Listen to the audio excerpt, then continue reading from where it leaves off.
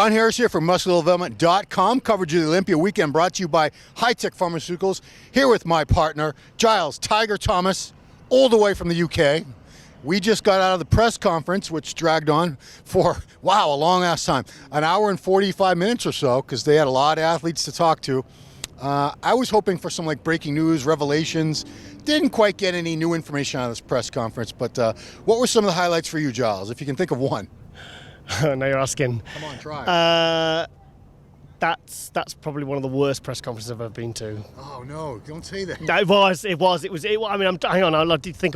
I enjoyed seeing Hadi up there. I thought it was really good to see Hadi. I like the fact that I think because he had his translator there, I think we thought he would have nothing to say, and it was quite funny to see how much he had to say, and it was. I think that was a nice little addition. Cedric was kind of always good. Cedric's always good. Dexter's always good. But Cedric talked about some things like, he did bring up why he had to ask for a special invitation. Yeah. He reminded us that he's got a youth foundation now. We bought a school bus, so he's hoping to win. Not out of selfish reasons. He wants to take that prize money and turn it around and help the youth around his area. I mean, he's just a really cool guy. That's true, actually, because I remember speaking to him at Bologna Airport after when he won the 2017 San Marino, and I remember speaking to him, and he was really excited because he used that prize money to buy a heater for one of the locations for his youth project. So yeah, it's nice to. I mean, how can you not root for someone like Cedric when you know he's like he said I bought a school bus with my prize money from forget the show he said, but. Yeah, I mean it's good to see Cedric here, but it was a tough press conference. For me, it just lacked the, you didn't have Phil there, you didn't have the Rami there, but those guys that were missing were the ones that do have the better personalities. And I'll be honest, I did miss Dennis James. Sean Ray did a great job, but I liked the banter between Dennis James and Bob Chick. It may be, Sean Ray and Bob are great, but maybe it'll take a couple of goes for him to really get some good banter going, But Dan, I know you're listening, Dan. Get Dennis back. Dan says, I didn't even realize until today how good Dennis James and Bob worked together until we didn't have Dennis up there. And they did a good job. They tried to egg these guys on. They tried to get them to talk trash about each other. We didn't really get, I'm trying to think of any actual trash talking. Do you recall anything? There was no trash talk. I mean, I actually don't like the trash talk that much. But I know a lot of the fans do. I was impressed by Luke Sando. I was really excited. I was pleased to see that he had plenty to say. And he's got, I thought him and Bob had a bit of good repartee. Is that the word? I don't know how to pronounce it, but that is the right word. Yeah, repartee. Rapport? Well, that's a different word. But they're probably all based on the same Latin word. Yeah. So Dexter's cool as a cucumber. I think this is probably going to be his last Olympia. Do you think? Yeah, this is his 20th Olympia. That's insane to think that. Hang on, because he missed his first Olympia was in 1999, and he's missed only 1 year. So that would be otherwise it'd be his 21st if he hadn't skipped that 1 year. Well, I use my fingers to count, so I'll go 99, 2000. I think it does come out to 20. He's missed 1 year. He did miss 1 year. Right. He did miss 1 year. Plus 99, so yeah, it would be 20. Yeah, but that's incredible. Because I said to Jordan before, I said, a really good pro career is 10 years. And that's 10 years of kind of climbing.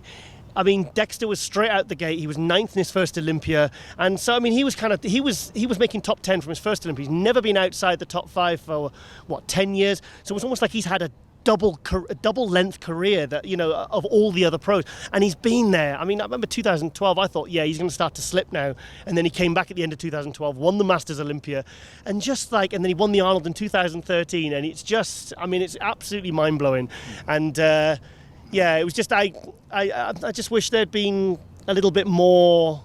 I think the guys were a little bit tame, and I felt bad for Bob because he could see them trying to get him going. Bob, they did a great job of trying. Yeah. These guys, they're exhausted. They don't want to say I'm going to win. They don't want to look like idiots if they don't win, and Yeah. It's tough. But he tried, and I thought Brandon was very cool and confident as well. Brandon Curry was very. Rolly was actually pretty funny. Was he? Yeah, I mean, he had his little moments there. He was, Bob tried to get him going. Oh, yeah, the second time. The second time. Yeah, the first time I was like, come on, Rolly, you got to at least rehearse something. At least, I just sometimes wish they'd come, like Phil Heath was on Global Muscle the other week, and he said, look, guys, come on, he said to the other pros, come on things like these kinds of shows, but come with a story. So my point is, why not? Oh, there's Hadi. Oh, it has Mr. Oh, Hardy. there you go, the Hadi Chupan mobile. We were just talking about the only Hadi Chupan Hani over there. We were just talking good things about him. See you later. Okay. So they just took off in a big Cadillac Escalade. Yeah. But yeah, no new revelations, no trash talk. Yeah. We're looking at people's faces, trying to see how sunken in they are. A lot of sunken in faces. Yeah. I tell you what, Rowley's face looked very uncharacteristically sunken in, which I think he only usually has that on the day of the show. So that could be a very good sign. Very good sign. And Cedric is looking huge. So either that means he's not in condition, or he's put on muscle and he's in condition and he's looking the best he's ever looked. So that for me that's an exciting one. William Bonac was very reserved this year, which is probably a good sign, because it means then he's relaxed. Means he's confident. So I mean, what do you think? Yeah. I mean, also Chris Bumstead was the guy who's been second place at the Classic. Yeah. I thought he did a good job of being confident, saying he felt like he was going to be the champion, but he did in a respectful way to Brian. See, that it's tough for these guys to keep that line where you're still respectful when you're sitting next to the guy who's the champion. You're saying, I'm going to beat him. I'm going to win this year. But aren't Canadians known for being too polite? They're very polite. They're very like Brits, like us Brits. Chris also has I think he's going to keep the 70s porn mustache this year. Well, I spoke to him last year because I saw him at the was it the weigh-in last year, before he went in, and he had it, and I said, "Oh, it looks really good," and he says, "Oh, I've just been told unofficially to shave it off. It'll go against me or whatever. They don't want it. They say I would look better without it. So I hope he keeps it, because I think it looks kind of cool. It kind of looks like classic. It kind of looks like something. He looks like a bodybuilder from the 1970s. I mean, if it's that close between him and Brian, are they really going to say, "Well, you had we don't like your mustache"? I don't think so. Well, yeah. I think when they get if they even get like a slight suggestion that from someone, the higher ups or whatever, then I think they tend to kind of just do whatever is asked of them. Yeah. So to wrap it up, no breaking news from this press conference. Everybody seems calm and collected, ready. They're exhausted. You could see it in their faces. They just want to go back to their rooms and lay down, get another coat of tanning, get some chicken and rice or whatever the heck they're doing. But we're all looking forward to the show. So today is Thursday. Tonight we have Meet the Olympians. We're going to grab a ton more interviews there. To remind you, our coverage, the play-by-play on musculardevelopment.com on the Noble Forum, where you can be a part of it. You can log on, become a member, start commenting, put your 2 cents in there, argue with people. We have a lot of fun on these play-by-plays. So I was doing the Instagram live for MD, and I mean, who do you think had the most fan support on the comments? I'm going to say Hadi. Hadi, 90% Hadi. I mean, we just saw him there. I mean, that guy has some real global support. How do you think he's going to do this year then? How do you think? I don't see him doing worse than 5th or 6th in the Open Olympia. I think 5th or 6th at the worst, and at the best, probably 3rd. I could see him 3rd to 5th. I could see him 3rd.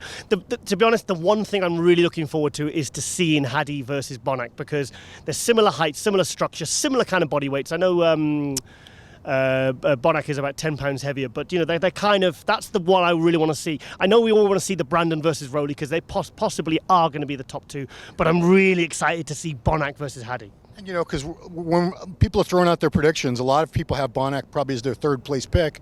So yeah, that could be Hadi. Hadi could slip right in there. I don't see Hadi getting past Rowley or Brandon unless either one of them somehow is off.